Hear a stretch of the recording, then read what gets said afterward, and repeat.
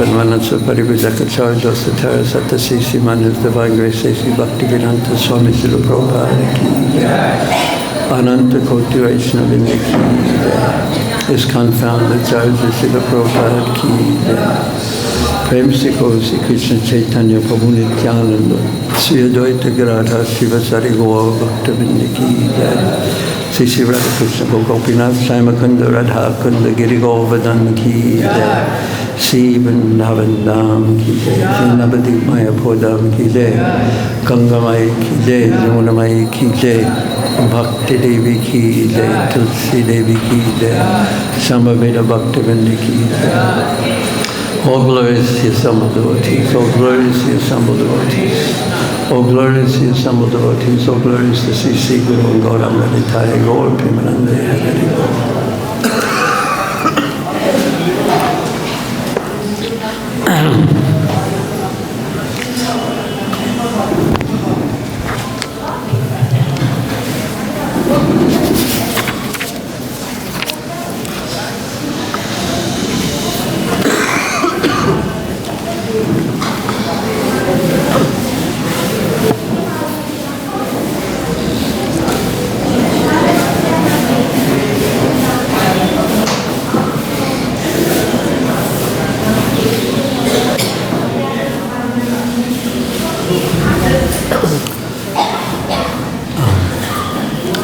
So I just read it and then start the official class after.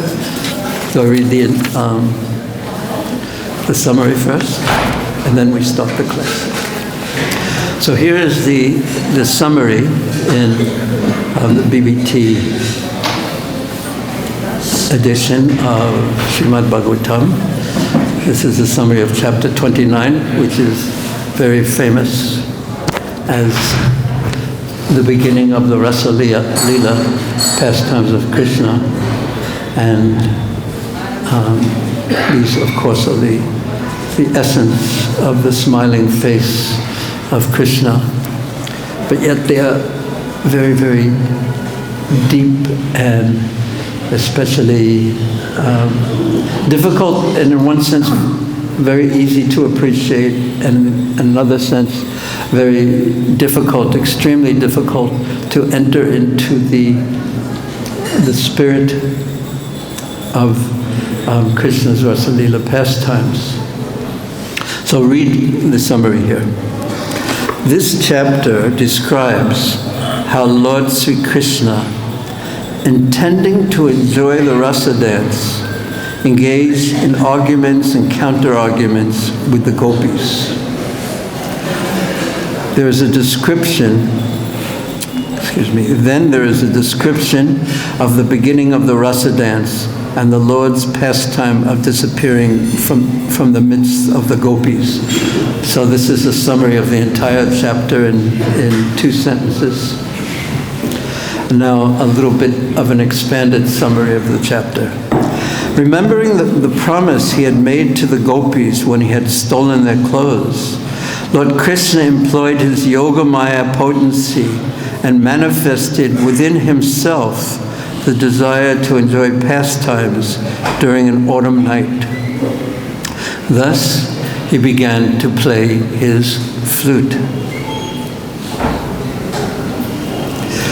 When the Gopīs heard the flute sound, the impulses of Cupid were violently aroused within them, and they immediately abandoned all their household duties and hastily went to Krishna. All the Gopīs had purely spiritual bodies, but when some of the Gopīs' husbands and other family members stopped the young girls from going, Lord Krishna arranged for them to temporarily exhibit material bodies, which they then left at the sides of their husbands. In this way, they deceived their relatives and went off to meet Krishna. When the Gopīs came before Krishna, he asked, "Why have you come?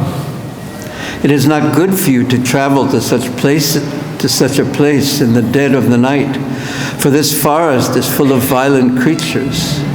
Your husbands and children will soon come searching after you to bring you home and engage you again in your household duties.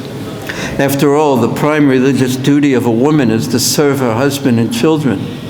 For a respectable woman to consort with a paramour is totally contemptible and sure to obstruct her progress to heaven.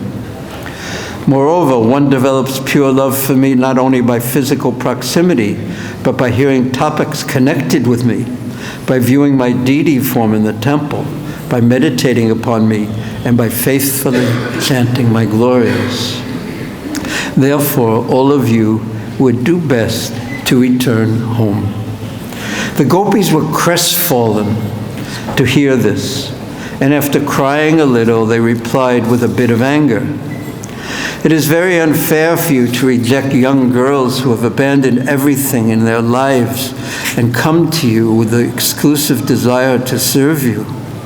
By serving our husbands and children, we receive only pain, whereas by serving you, the dearmost soul of all living beings, we will perfectly fulfill the true religious duty of the self. What woman will not deviate from her prescribed duties as soon as she hears your flute song and sees your form, which enchants the three worlds? Just as the Supreme Lord Vishnu protects the demigods, you destroy the unhappiness of the people of Vrindavan. Therefore, you should immediately relieve the torment we have felt because of separation from you. Wanting to please the Gopis, Lord Krishna, who was always satisfied in himself, responded to their appeals by playing with them in various pastimes. But when the show of attention made them a little proud, he humbled them by suddenly disappearing from the arena of the Rāsa dance. So that's a summary of the chapter, and a description of the beginning of the first chapter of the transcendental pastimes of Krishna while he played with the Gopis. So now the verse. Om Namo Bhagavate Vasudevaya. Om Namo Bhagavate Vasudevaya.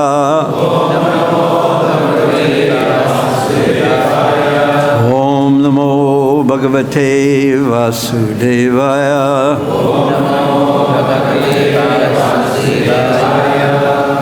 Sri Bhadrayane Uvacha. Bhagavan Apitaratri Sarad Otpula Malika Viksharantum Manaschakre Yoga-māyā upashrita. Sri Bhadrayane Uvacha Bhagavan Apitaratri Sharadotpula Mulika Viksharantum Manaschakre Yoga-māyā upashrita.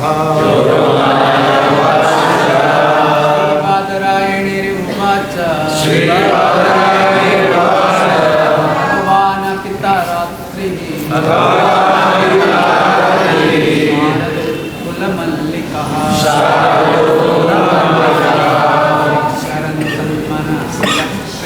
Viksharantum Manaschakre Yoga-māyā upashrita.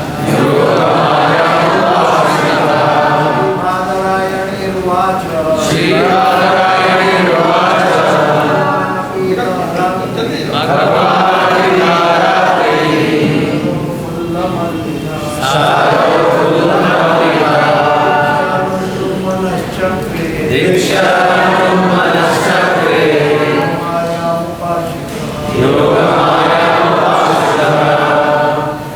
Any Matatis like to chant?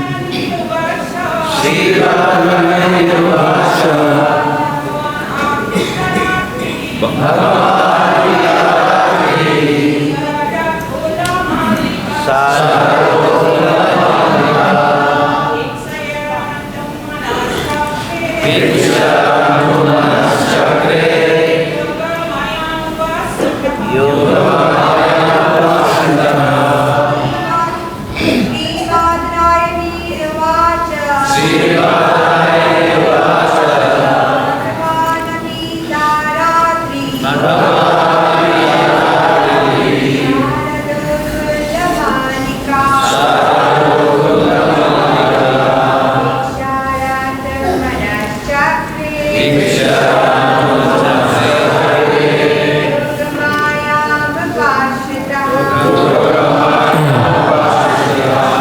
Sri Badarayana Uvacha.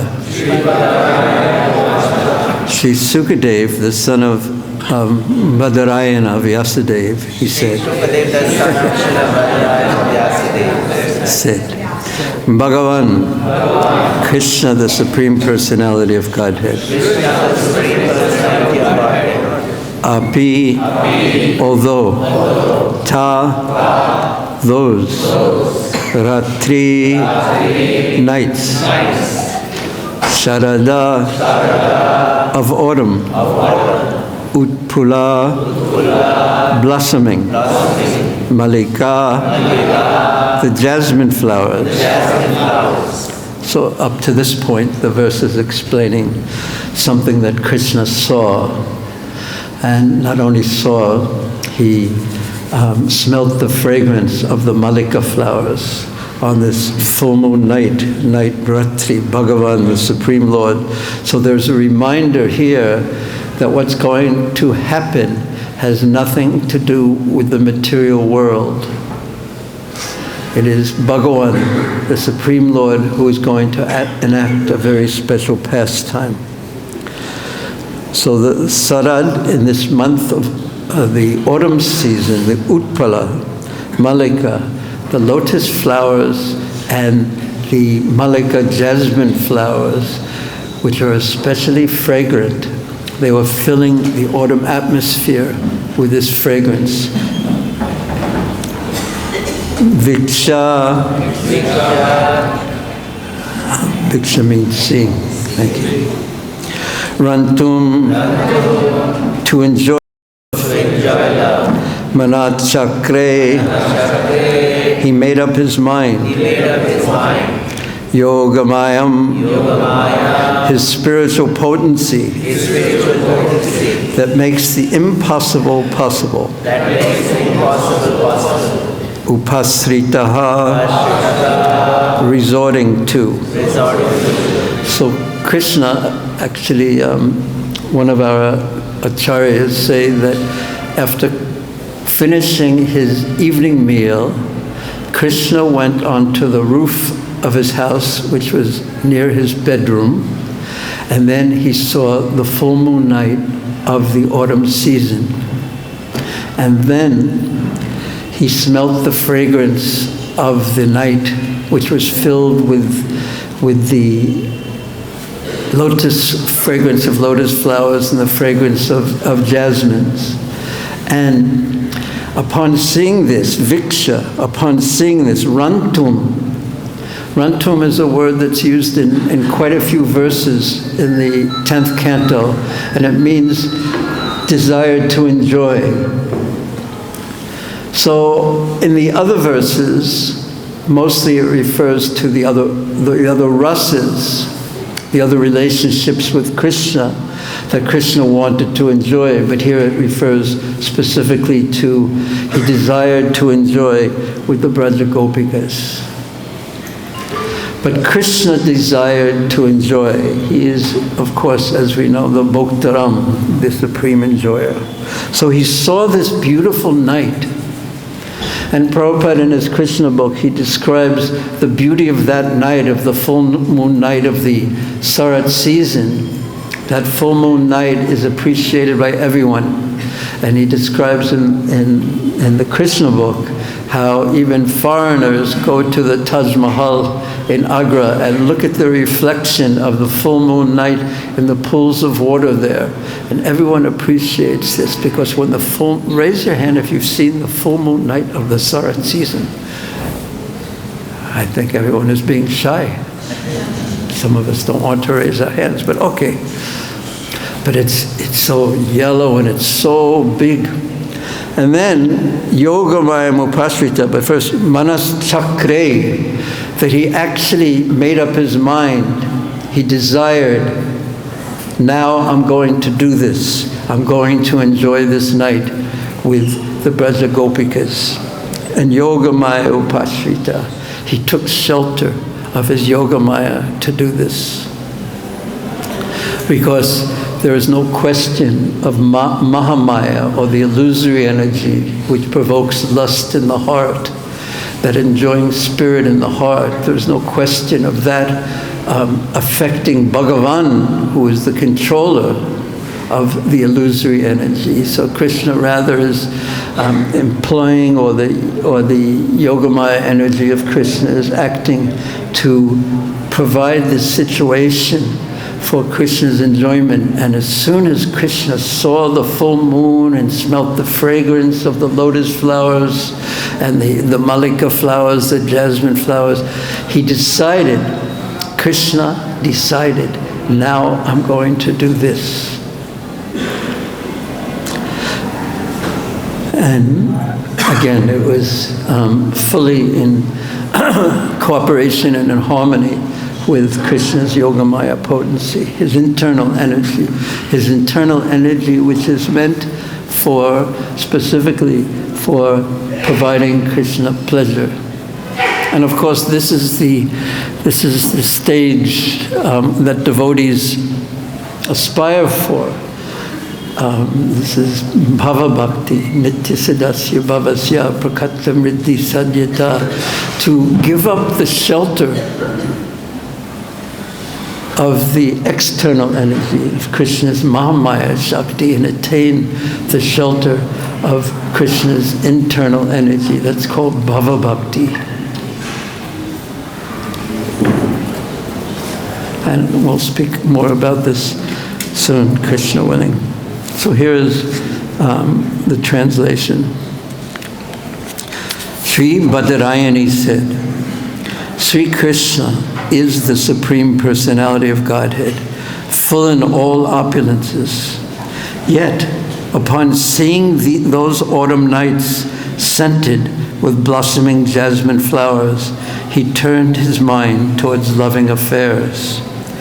To fulfill his purposes, he employed his internal potency. Please repeat. Sri Badarayani said, Śrī Kṛṣṇa is the Supreme Personality of Godhead, full in all opulences. Yet, upon seeing those autumn nights,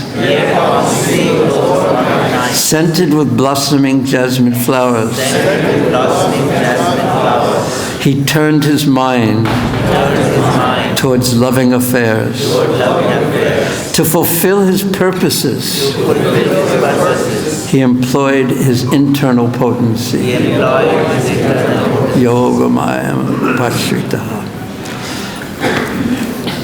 Namo Vishnu Padaya Krishna Pastaya Bhutale Srimati Bhaktivedanta Swamini Tanamale Namaste Saraswati Devi Gauravani Pracharane Nivasesha Sunyavadi Praskatya Desatarade Om Agyanatam Yanandasya Jana Jana Salakaya Chaksusa Militan Jena Tasmai Sri Gurave Namah Sri Chaitanya Manobhistam Stapitam Jena Bhutale Sayam Rupa Kadamayam Padati Sahapadantikam Vanchakalpa Trubhyascha Kripa Sindhu Bhayevacha Patitanam Pavinebhyo Vaishnavebhyo Namo Namah.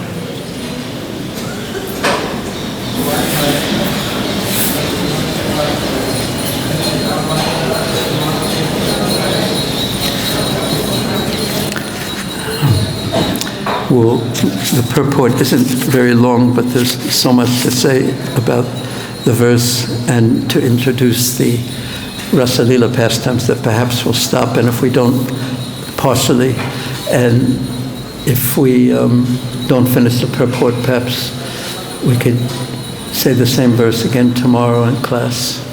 That's up to the givers of the class, perhaps. So here's the purport, the BBT purport. As we begin the famous narration of Lord Krishna's Rāsa dance, a dance of love with beautiful young girls, questions will inevitably arise in the minds of ordinary people regarding the propriety of God's romantic dancing with so many young girls in the middle of a full moon autumn night. In his description of the Lord's Rāsa dance in Krishna, the Supreme Personality of Godhead, Srila Prabhupada painstakingly explains the spiritual purity of these transcendental activities. Those advanced in the science of Krishna, the great teachers or acharyas, leave no doubt that Lord Krishna is full and satisfied in himself, free of all material desire, which is, after all, a sense of incompleteness or lack. Materialistic persons and impersonal philosophers stubbornly reject the bona fide explanation of Krishna's transcendental nature. There's no reason to deny the beautiful reality of an absolute person able to perform absolute romantic activities, of which our so-called romance is merely a shadow or perverted reflection. So this is the emphasis of the commentary, the BBT commentary here. And Srila Prabhupada's emphasis in the Krishna book was somewhat different, as explained in the beginning of this purport. Srila Prabhupada's emphasis was that, does anyone remember from just the first purport, the first paragraph of the purport? Does anyone remember what Prabhupada emphasized?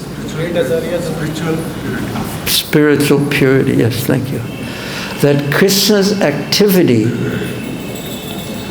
even though it so closely resembles the dealings between young men and young women, or old men and old women of this world, these romantic activities, they have nothing to do with the material energy at all.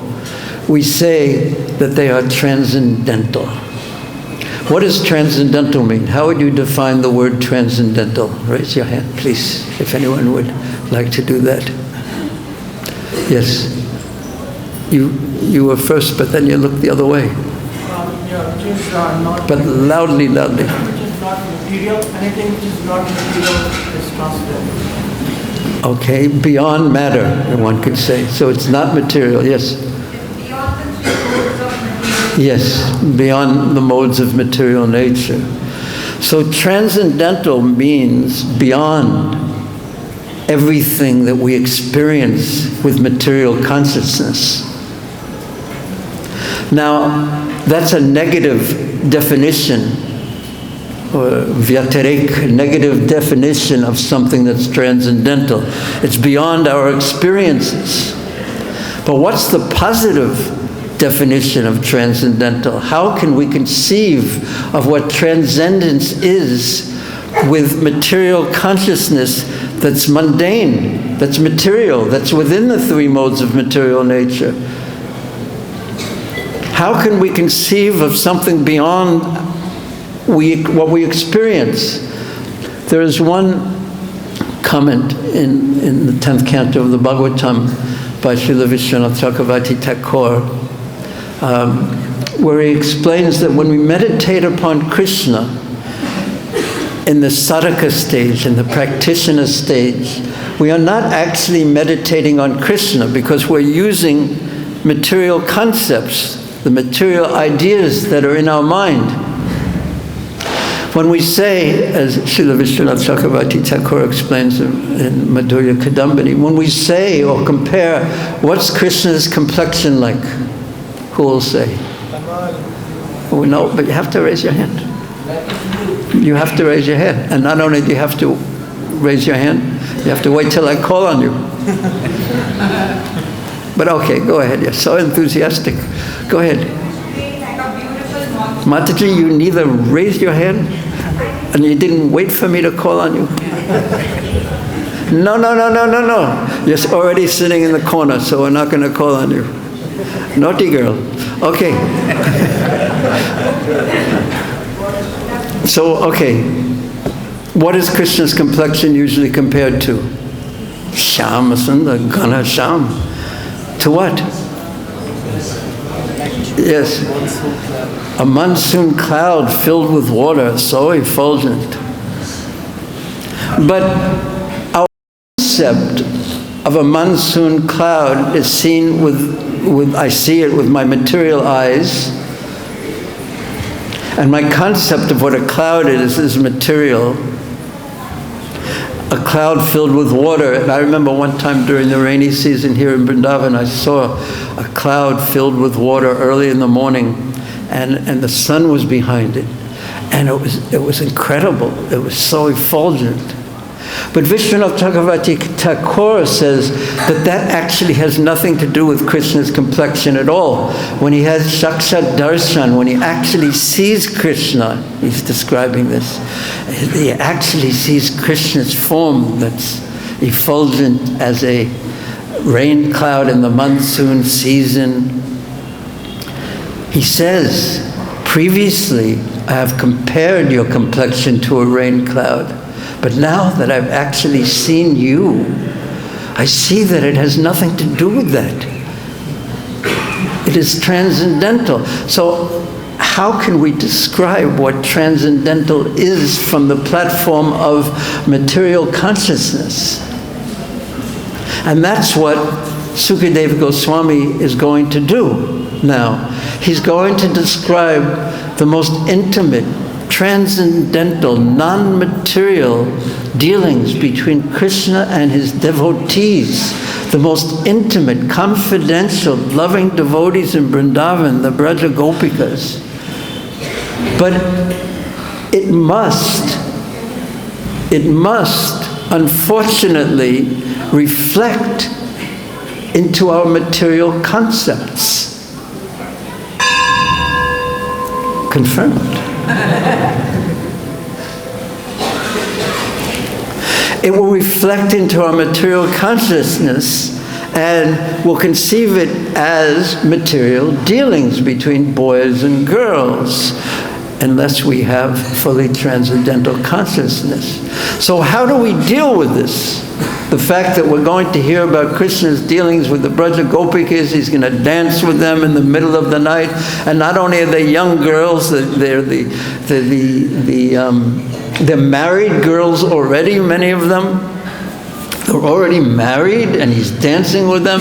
I was once in Bangladesh, and a Christian Bangladeshi came to me and said, you know, how could you worship a God who dances with the wives of others in the middle of the night? And for this type of a reason, because the person didn't understand transcendence at all, and the position of God, and nothing that the Supreme Ishvara does, the Paramishvara does, has anything to do with the material energy. He is like the king who controls the prison house. He's never under it.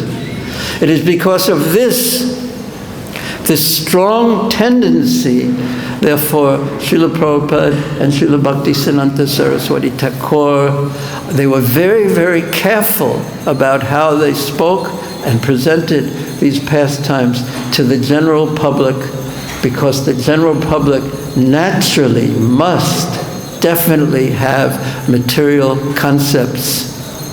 And Krishna, most amazingly, has hidden the most secret of all things, the most secret of all his dealings.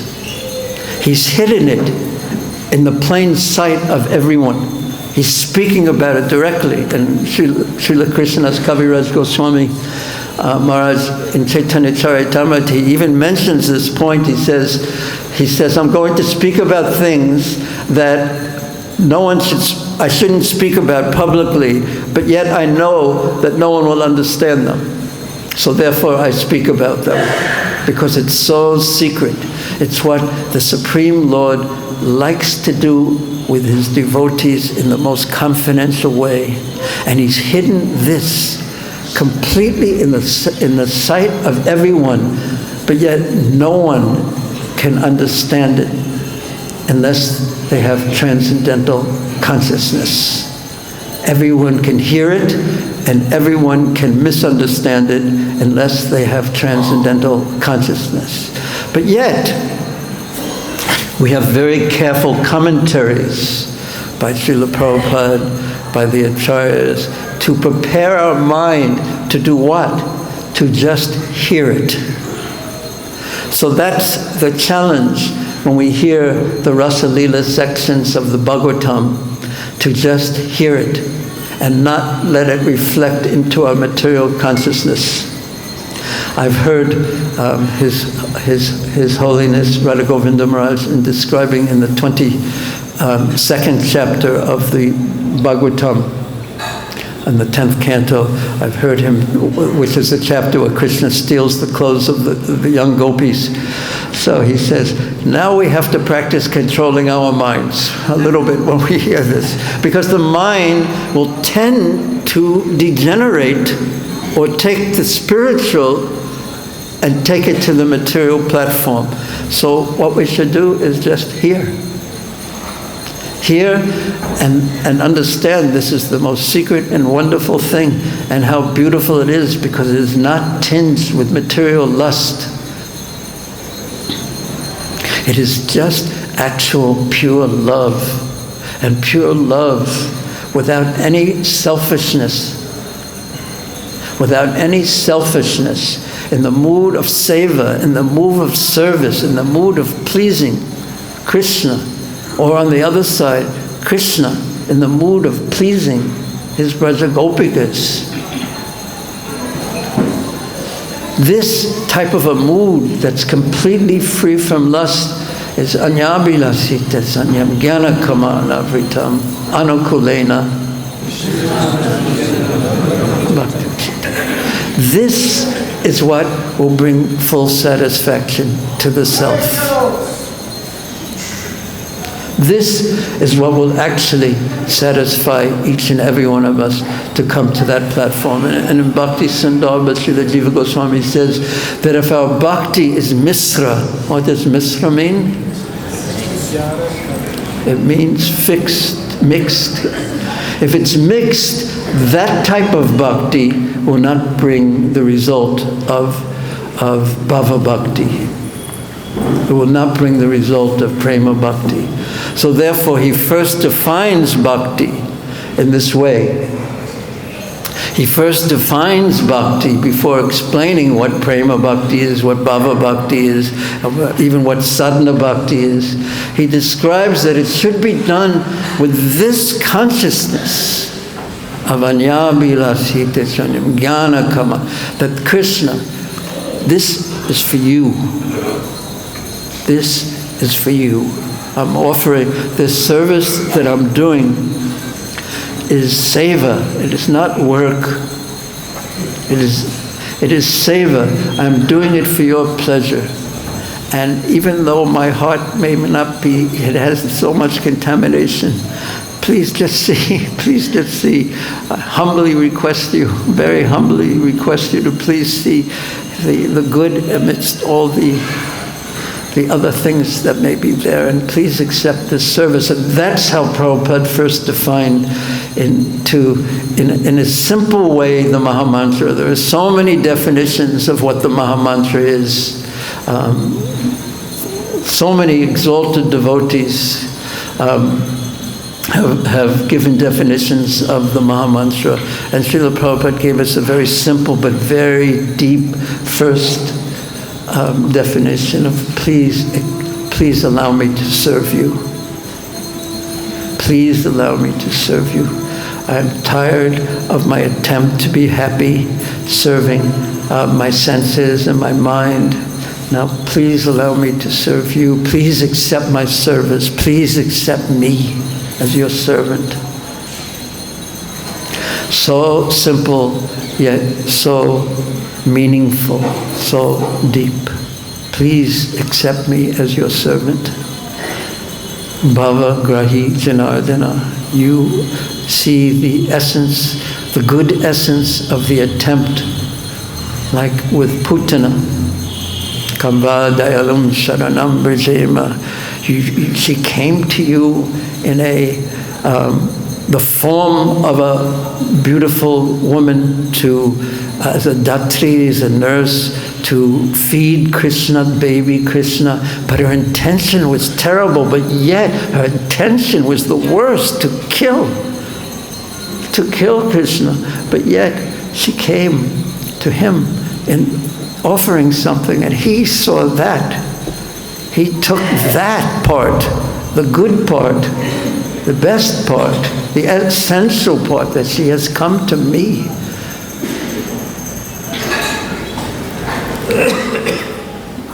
And similarly, when Ajamil was chanting Narayana, who was he thinking of? His son. And Krishna's mood was, that, oh, my devotee is chanting my name. It is my duty to give him protection, and therefore he sent the Vishnu Dutas. So, Kamva Dayalam Saranam Brijema, Aho Bhakiyam Stanakala Putam, that who could find someone to serve who is more wonderful than Krishna, because this is his character. And when we read Srimad Bhagavatam, when we read Bhagavad-Gita, when we read Sri Chaitanya Charitamrita, then this is so important, and why it purifies us. Because we learn of the form of Krishna, but we learn also of the name of Krishna, but we also learn of Krishna's qualities. And his qualities are so attractive. His qualities are so attractive. He is just the person we are looking for to have a relationship with. His qualities are so attractive. And I think Srila Vishwanath, one of our acharyas, explains in explaining this verse, and perhaps Srila Jiva Goswami, that he did this. Krishna performed the Rasa dance not out of lust, because lust is atmendriya priti. It is selfishness. It is meant to satisfy me, my senses. And as our old Dadu of many years ago used to say, he used to say that I am the worst kind of fish. I am a selfish.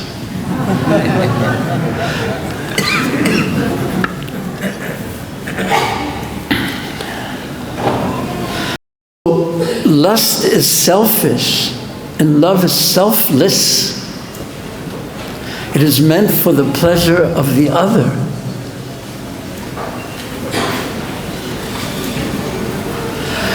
And so I believe it was Srila Jiva Goswami who says that Krishna performed the Rasa dance. Why? To please the Gopīs. Not to enjoy the Gopīs, but yes, then he explains the pleasure of the Gopīs is what gave him pleasure.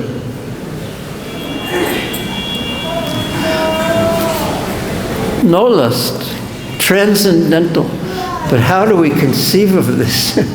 How do we conceive of this? So we don't try to imagine, but we hear the activities, we hear the comments of the acharyas. We hear Prabhupada's comments, and we try to capture a little bit of Krishna's qualities in our consciousness, and that will purify us. And that will, purified means selfishness gone, lust gone, and attracted to pleasing Krishna, because he is so wonderful. So Prabhupada emphasizes in his explanation of this verse how that Krishna's activities are completely transcendental. They're pure, they're free from the modes of material nature. Yoga-māyā upashrita. The internal energy is acting, not the external energy. The external energy, what it does, it puts us in a bubble in which we imagine ourselves the center. And the mind, and our mind, which is the bubble that we live in, the mind of our consciousness, I've heard Prabhupada in lectures say, is a reflection of the spiritual world, a perverted reflection of the spiritual world. It is the gift of Maya, the perverted reflective gift of Maya that makes us imagine ourselves in the center of existence. And therefore, the Avanti Brahmana in chapter 23 of the 11th canto says, there's no other cause of my suffering other than my mind, based on false ego, based on me, the imaginary concept of me as the center of existence. Instead of, it's a loveless life, it's a loveless mind, it's a lust-filled mind. And it's the opposite of Krishna consciousness, which is a Krishna-filled mind with Krishna in the center. And we have such an opportunity to worship C.C. Gauratai, C.C. Krishna Balaram, C.C. Radhashyama Sundar Lalita Vishaka, because, and that's what brings the community together. And Prabhupada has said this. He actually said it about New Vrindavan, but it is certainly true about Old Vrindavan, that the community should, in his words, rally around the deities, the center. That we should all be serving the deities. What can I do to please you? Please accept my service. It's maybe not the best quality, but please accept my service. Please accept my service. Please, I humbly request you. And if you don't mercifully accept my service, what hope do I have? And so many devotees have mentioned this, and it's really a credit to some very special souls. The temple room atmosphere here is so wonderful. It's so transcendental. Transcendental is more easily experienced than described, in a sense. How would you describe the atmosphere in Krishna Balaram Mandir in front of our Lord's? One word, raise your hand if you have a word that can describe it other than transcendental. Beyond purity. Pure purity. Yes, thank you. Anyone else? Sweet. Sweet. Huh? Inconceivable. Now, Mataji, is your chance. All happiness. All happiness. Blissful. Did you say blissful? Good. It puts you in trance. You didn't raise your hand, but okay, we'll forgive you. This is your second time forgiveness. The third time, oh, who knows what I'll do. Yes, what did you say? It puts you in trance. It puts you in trance. Yes. Trance dance. Trance and dance, yes. It's fortunate. Magical. It's so uplifting to the heart. Huh? I know. This is mercy. But whose mercy is it? Who? Their lordships. Their lordships and their servants. Who said fortunate? I like that one too. Yeah. Yeah, we're very fortunate to be here.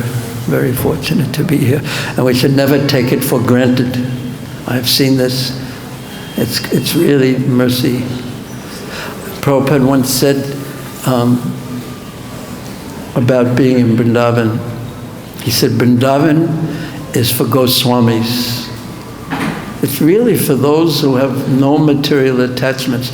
And that's why there's an intensity to Vrindavan. I don't know if any of you experienced that, but Vrindavan is such an intense place.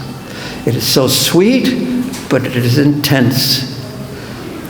So Prabhupada said, Vrindavan is for Goswamis, and then he said, but I am Godas.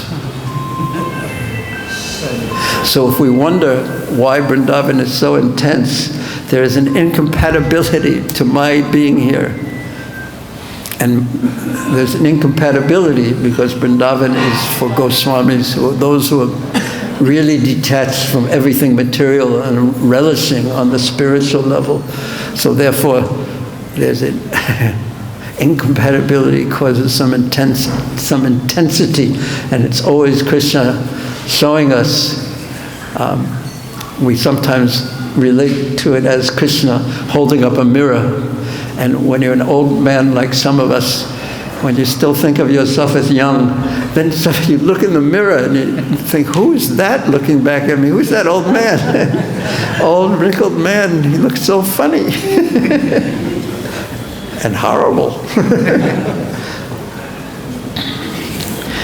So that's what Vrindavan does. You watch how you react to everything. And then the mirror comes up and you say, oh, not quite a Goswami yet. But yet we are here in front of them in this transcendental, what were some of the other words? Inconceivable, happiness, fortunate, illuminated, merciful, blissful, magical, yeah. This is by mercy. So Prabhupada spoke, he emphasized one point, Krishna's transcendence, and here in this, the BBT commentary here, another point is being emphasized. And the other point is, who can say, who has the audacity or who can, the authority to say that God, the Supreme Lord of everything, cannot engage in romantic activities? Jammad yasya yataha. What does that mean? I couldn't hear, but you didn't raise your hand, so that's why I couldn't hear. Everything comes from him. He's the source of everything. And this is its reflected stage that we see in the material world, that I see in the material world. But the real pure part, the real unreflected, the actual image of reality, actual reality exists in Krishna and in Goloka Vrindavan. That's actual reality, and this material world is, as Prabhupada would say, a perverted reflection of that. So Krishna went on top of the roof of his house, and he saw the full moon, and he smelled the fragrance. And his desire increased to fulfill the desires of the Gopīs that he had promised them when he had stolen the clothes of the Gopīs. At the end of chapter 22, he said, but I will fulfill your desires later on.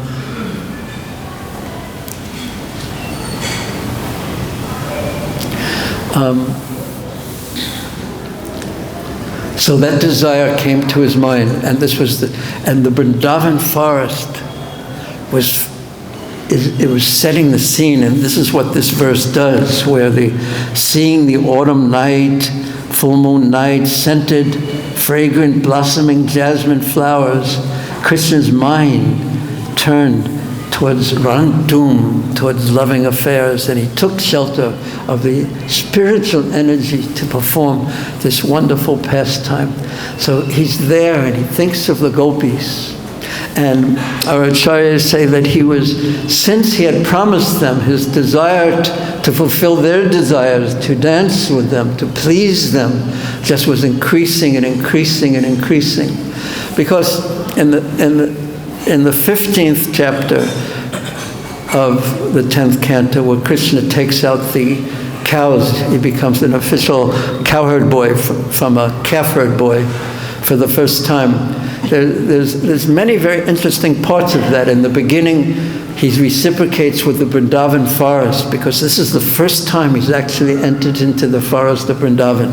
And the forest of Vrindavan is ecstatic because it is the first time they present the essence of who they are to him. The flowers give their flowers to him, the trees give their twigs, and the birds sing, and the peacocks dance, and the bees, they hum. And they're all doing this as an offering to Krishna for Krishna's pleasure, because the Vrindavan forest is the backdrop, just like the deities have the backdrop behind them. That to the backdrop, its purpose is to, what is the purpose of the backdrop? Thank you, Paul. To highlight the lordships, Krishna Balaram. The purpose of the backdrop. The backdrop can't be so bright and stand out so much that it distracts everyone's attention from their lordships. They stay in the background and they facilitate. So that's the mood of Braj. Everyone wants to facilitate what? The loving dealings ultimately between Sisi, Radha, Shyamasundar.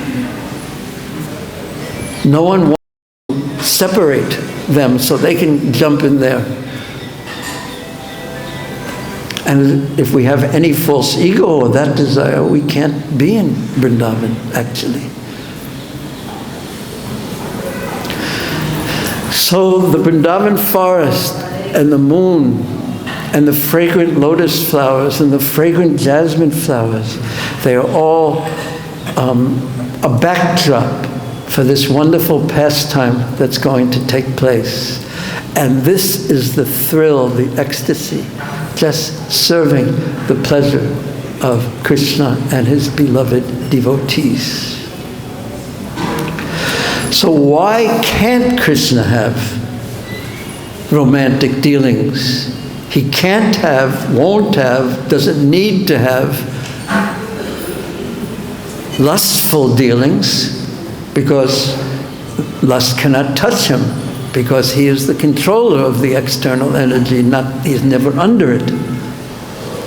So why can't he have? Who has the authority to say Krishna can't have these kind of romantic dealings that are free from all material inebrieties? So I read just a little bit of I read about a third of the purport only. But I'll stop here just to see if anyone has any questions. Thank you very much. Thank you for tolerating me being a little bit of a teacher inside. You're all very good students. Thank you very much. Anyone have any questions or comments? Yes, Mataji, you raise your hand first and then second. Yeah, first.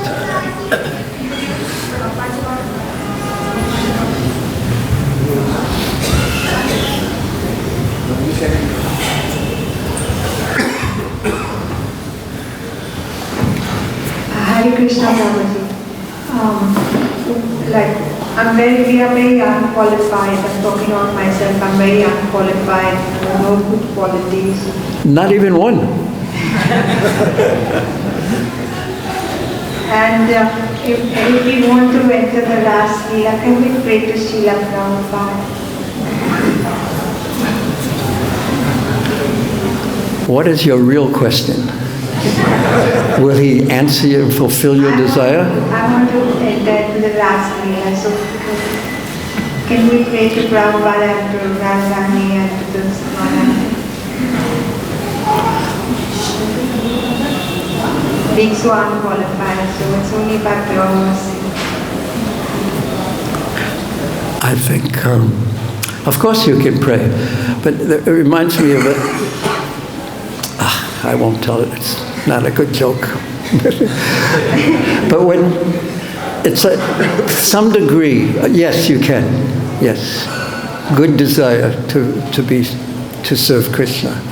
But like, if someone goes to the teacher they've just had an exam, or the exam is tomorrow, and someone goes to the teacher and say, please, you be merciful to me and help me pass the exam. But what will the teacher say? Will you study? That might help. So we have to do our part. And we leave the mercy which is ultimately causeless. We can't force mercy to come. But yeah, we can Sometimes we also say first deserve, then desire, but yet unless we desire something higher, the lower desires will take over. But we should know our lack of quality and our need to study very hard and serve in a very sincere way and be as tolerant as a tree and chant nicely, etc., etc., etc. Okay? Thank you, Prabhupada. Hare Krishna. Yes, Prabhu.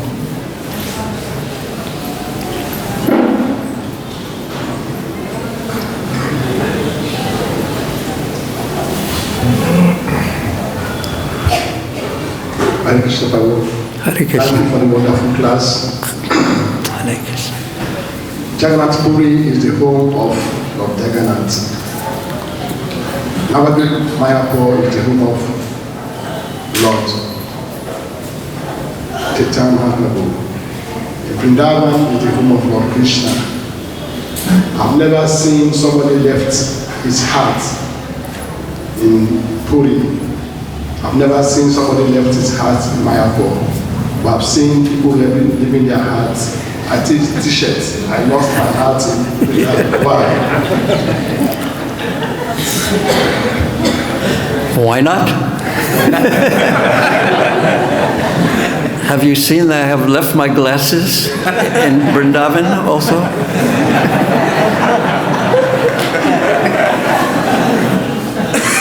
Because Vrindavan is so sweet, and Mayapur and Vrindavan are no different. Sridhar, Mayapur and Vrindavan, but you have to go deep to see that. That's what I've understood or heard. And Jagannath Puri is about missing Vrindavan. Jagannath Puri is about separation from Vrindavan. And Mahaprabhu in Jagannath Puri was always in Vrindavan. So we, t-shirts aside, Vrindavan is just so sweet. It's intense, but so sweet. How could one resist? So you've left, well, your heart is here, and you're in Vrindavan. Are you going to leave? No, good. And if you do, leave your heart here. But as long as your body is here, be in the mood of service.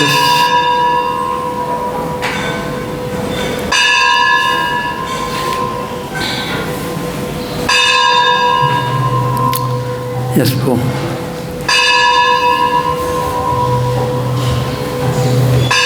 Thank you, Prabhu, for the wonderful class. In the scriptures we say that Krishna is satisfied with himself.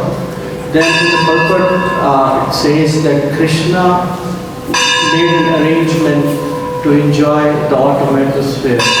So if Krishna is already satisfied with himself, then why would he make an extra arrangement to enjoy?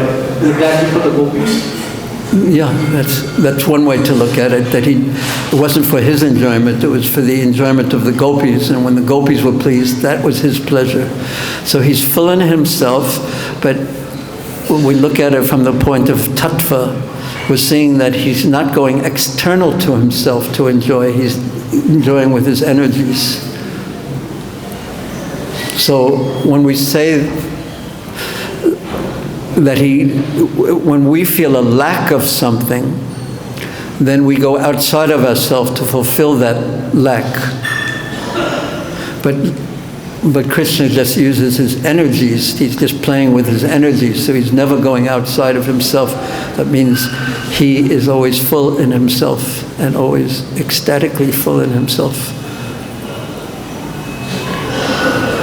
Is that okay? Yeah, thank you. Okay, and then last question, because it's...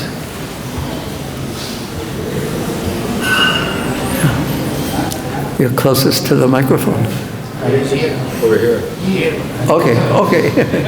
Sorry. Thank you very much for very Hare nice. Krishna. We were mentioning that for a material consciousness, it is very difficult to perceive the transcendence. Impossible. So, Prabhu, as a sadhaka, what are some...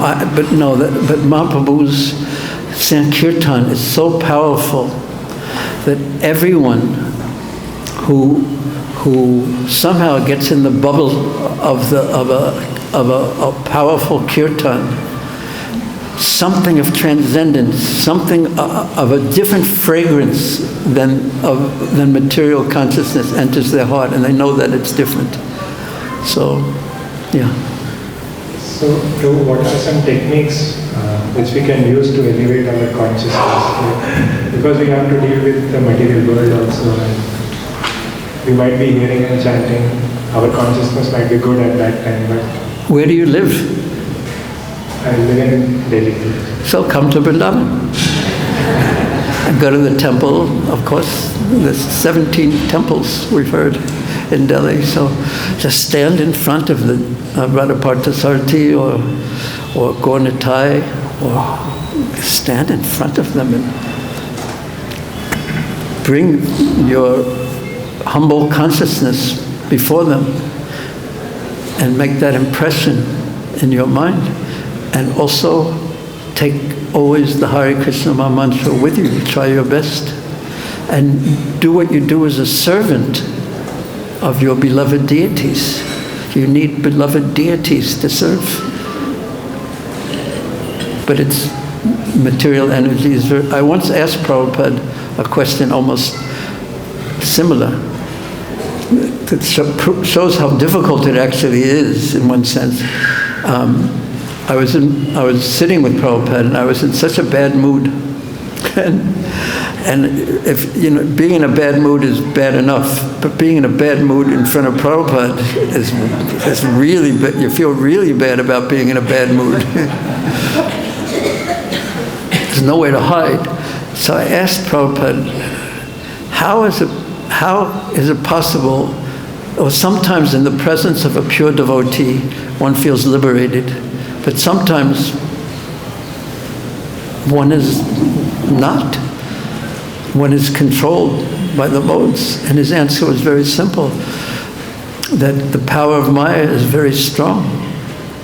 So how to keep Maya away? Not with a broom, but by adding Krishna.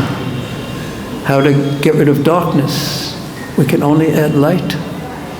So if we keep always in the light, then darkness won't be there. And what keeps us from being always in the light is our desires, material desires. So therefore, on one side we have to, we have to remove material desires. On the other side, we have to become more and more and more and more attracted to Krishna. Not have to, but it's in our interest.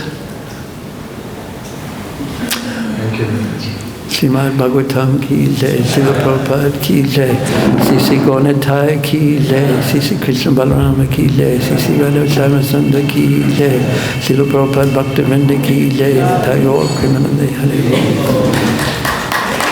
Rama.